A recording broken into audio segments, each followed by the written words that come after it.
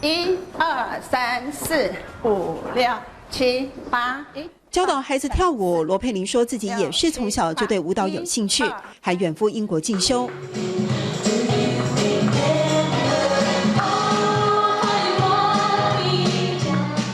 快节奏的街舞热情活泼，小小舞者的自信展露无遗。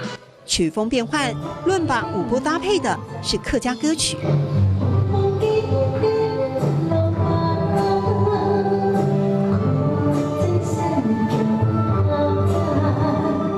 小时候在外省眷村长大，没机会听和说客家话。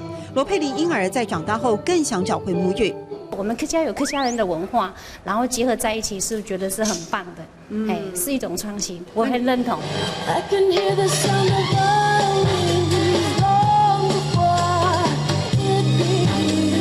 家长们把宝贝送来，当然有期待，但罗佩玲并不强推参加比赛，听才艺成绩。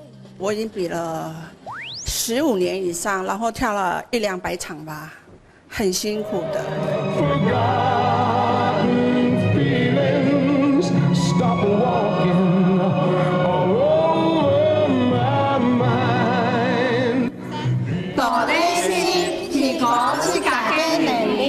多练习，提升自己能力，对不对？跳舞没有什么别的撇步，就是多练习。